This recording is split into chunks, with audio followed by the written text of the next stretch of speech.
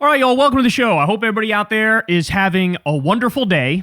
In just a second, Trump's corruption is getting completely and utterly out of control in a way that I didn't even realize was possible. I didn't even realize it's possible to be this corrupt to the point where, it is beyond a fictional character in a movie being a villain. That's how bad it's gotten. So we'll talk about that. We also have Bernie issues a dark and dire warning that you have to see to believe. We have some new polling data that just came out. And spoiler alert, MAGA is completely and utterly collapsing in a way that is historic for just being 1 year into a presidency. So we'll dive into that. Also, Democrats, unfortunately, are being complete and utter pussies about ICE. It is just insufferable to see them have spines made of pudding. So we'll talk about that too. And then later on, Trump is pretty clearly the Make-A-Wish president. And the way that he's being treated like a toddler is just mind-boggling. And then we'll also get to the secret reason that Trump backed off of bombing Iran. You definitely don't want to miss that. Some interesting inside tea for everybody. So you guys know the drill, man. Everybody please do me a big favor and subscribe to the channel. That, of course, helps big time and costs you nothing at all. You can also click that bell icon. That means every time we drop a video, it'll get delivered directly to you. The reason I recommend people do that is because YouTube very famously does not like political channels very much because we're controversial. So the way to make sure the algorithm is fair to us is for you to sub and click that bell icon. You can also support the show on Patreon. That link is below. Remember, this is real independent media. You guys fund this show from the ground up, and we have the default ads on YouTube. I've never talked to an advertiser, never done an ad read. I never will, man. I never will.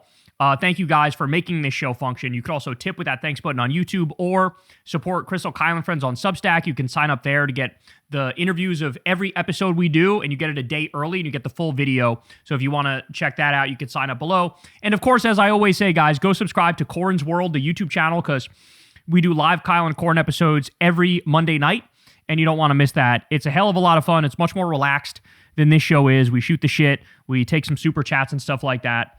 So definitely come hang out with us. I don't think you'll regret it, y'all. I do not think you'll regret it. Okay, so let's go ahead and dive right in, Ski. So before I even show you anything, let me just say, we've been through it before, but if any other president had done the amount of corruption that Trump has engaged in, I think they would not only have been impeached, I actually think they'd be in prison. I think they'd be locked up. And I know that's a strong comment because there's really hardly ever any accountability for powerful people in this country. But I sincerely believe that if Joe Biden or Barack Obama or Bill Clinton engaged in this degree of corruption that Trump is doing, that I think they'd be in prison for a long time too, by the way, like a very long time. So just remember, Trump is a guy who launched a crypto scam on his own supporters. He did a shitcoin launch on his own supporters 2 days before his inauguration. We've never seen anything like that before. Not only did Trump do it, Melania also did a scam crypto shitcoin as well. They also have a crypto exchange called World Liberty Financial, which is just a hub of pay-to-play. Apparently, 2/3 of the World Liberty tokens are bought by foreigners, so billionaires and governments that Trump looks out for. Trump literally pardoned a guy who laundered money for Al-Qaeda because that guy bought $100 million worth of his World Liberty tokens. Eric and Don Jr. have a Bitcoin mining operation. They created this thing called the Executive Branch Club, which costs $500,000 to join. And again, that's literally just a pay-to-play scheme that they're running. There's a Trump hotel in Dubai. There's a Trump golf course in Qatar that they're working on. There's the resort in Vietnam that they just opened, all while Trump is in office, which again is completely against the emoluments clause. Jimmy Carter had to sell his fucking peanut farm while he was president because the fear was that could be used for corruption. Here's Trump doing new business dealings every other day and just getting away with it. There's that $400 million plane that he's taken from Qatar. You have Trump Jr. He has this company that he backed called Vulcan Earth, and he took $620 million from the government for that company, basically paying himself. So, I mean, the list goes on and on, man. The live golf stuff, the pay-to-play pardons, again,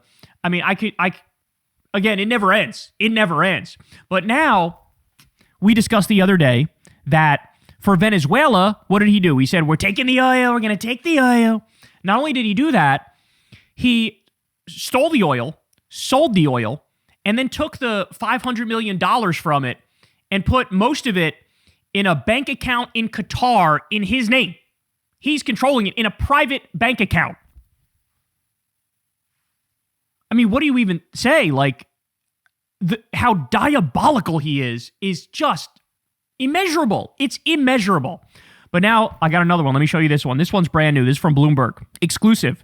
Donald Trump has told countries that want to serve on his board of peace they will have to pay $1 billion to be permanent members. Talking about the Board of Peace for Gaza, by the way.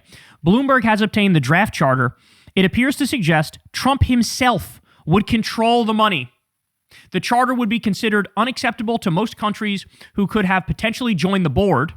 Netanyahu has rejected the terms. Imagine being so corrupt, even Netanyahu goes, hey man, what's going on here? Several nations strongly oppose the draft of Trump's charter and are working on collectively pushing back against the proposals. They are concerned Trump is trying to build a rival to the United Nations that's about more than Gaza and that he would totally control. It means that despite Trump's advertising of the Board of Peace, in fact, it does not have the support of key regional or global players. So immediately after stealing $500 million from Venezuela and putting it in a private bank account he controls in Qatar, immediately after that, he goes, oh, I'm announcing this Board of Peace. And the Board of Peace is nothing again but a giant pay-to-play scheme where he gets paid off by foreign governments and billionaires, and he controls the money, and then he does whatever the fuck he wants with the property in question, like Gaza, where there literally is still an ongoing genocide right in front of our face. Okay, but how about this? Ready? This is Trump's new Board of Peace for Gaza. It includes Tony Blair, war criminal, Marco Rubio, war criminal, Steve Witkoff, corrupt goon profiting off of genocide, Jared Kushner, corrupt goon profiting off of genocide, Mark Rowan, AJ Banga, and Robert Gabriel. This is his Board of Peace. So listen to this. This is what it looks like when private equity replaces the state in foreign policy. Blair is the architect. A leaked prospectus his institute contributed to projected $185 billion in revenue for industry from Gaza over 10 years. So they see dollar signs on top of the skulls of dead babies.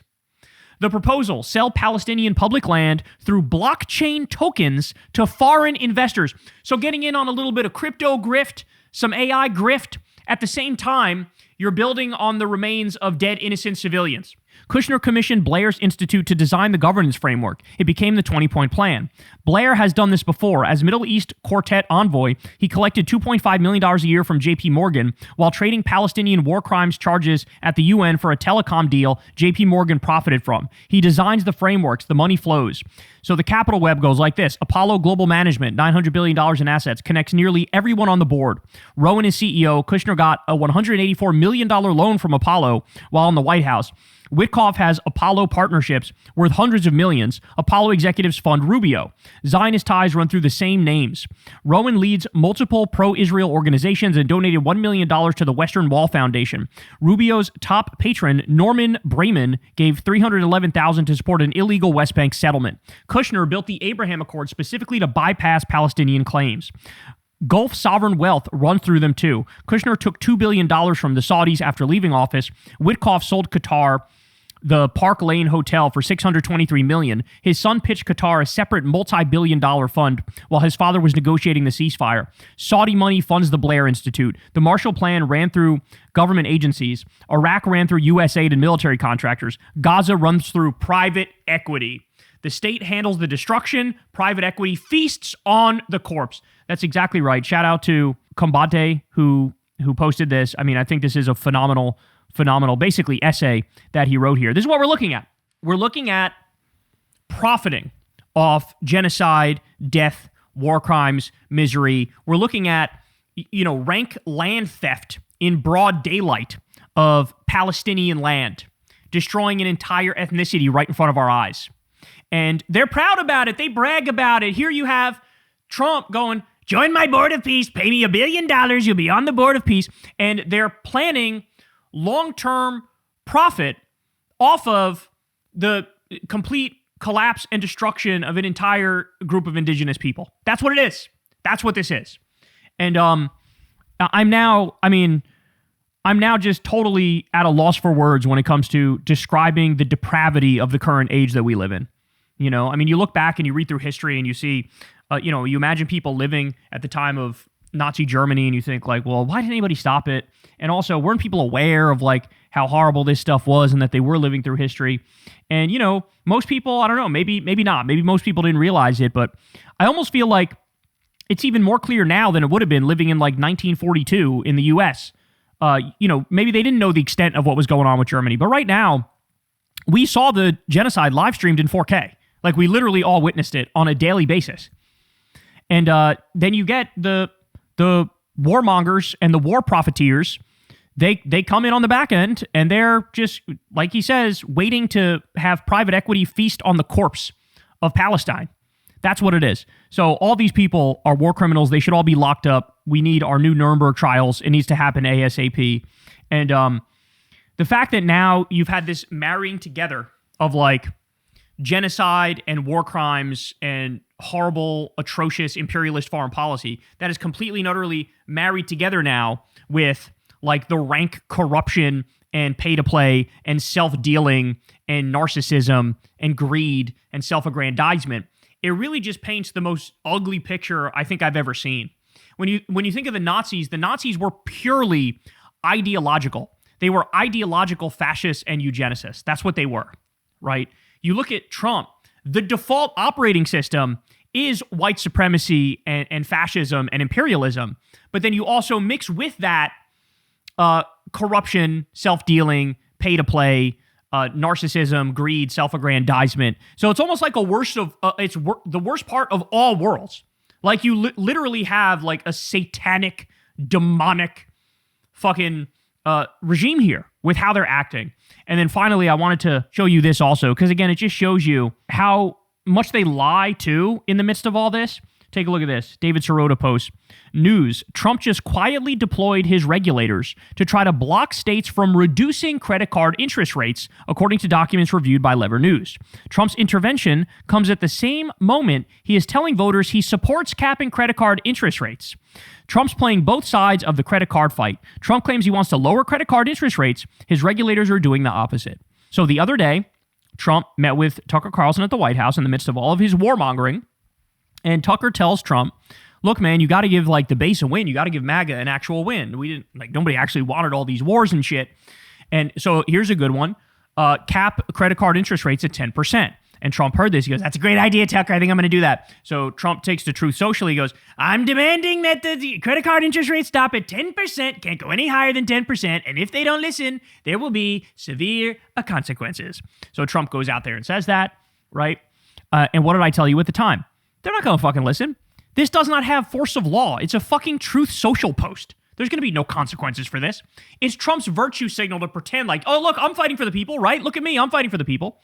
So Trump says that literally at the same time, you have Trump's regulators are trying to block lower interest rates at the state level, where states are moving on this, states are acting on this, and the federal government regulators are stepping in going, it's actually illegal for you to lower the interest rates at the state level. We're going to block that.